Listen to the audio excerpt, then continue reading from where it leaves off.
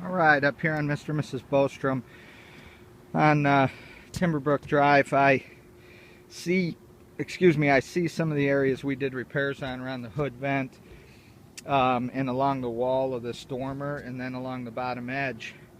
Just like you said, this is a new problem. What we have up here is this little flat area at the top. And you'll see that we have rubber. This is a flat rubber membrane, and then the railing is just put around, put up here. You can see me, I can wiggle it. It's really just for looks, obviously. And that is put on top of the rubber. Well, the seam, this rubber has a seam in it right here in the middle, and as you can see, this seam, watch what I can do. I just lift that right up, and water's just running right underneath of that seam. So you can see where it's pulled back here. Like this rubber used to be right here, so you got that gap. And so what we can do is we can rather than replace the entire rubber, because this roof is going to have to be replaced in the next I would say 2 to 5 years. I know that that's a span, but these shingles, when they decide to go, they go probably closer to the 5-year mark. But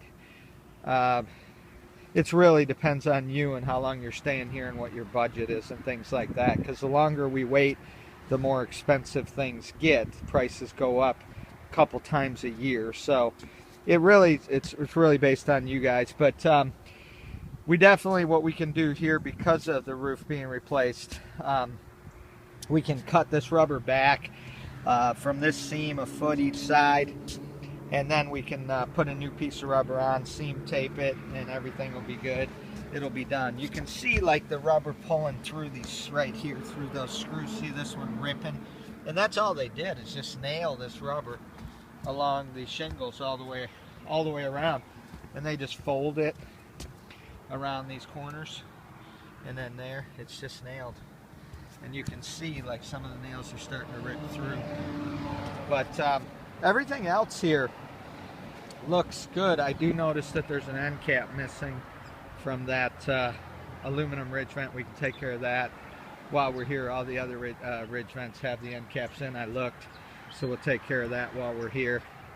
And also while we're here, let's seal the watertight collar on these 2 furnace flue stacks, and that'll take care of everything. And that front leak that you noticed in the front bedroom, I'm confident from what I'm seeing that is just the window being open, as you said. Now, we did have to flash along this wall because this dormer obviously had a problem, but as I look at the flashing on that other dormer, everything looks to be okay. So I think we'll just inspect the front of that dormer and down the sides and do any caulking or sealing that needs to be done on that dormer. From the ground looking up, it's the dormer to the left on the upper front roof, and that window was open and water blew in there, so we need to make sure that everything's sealed and there's no water getting in there. And then repair this on the flat roof,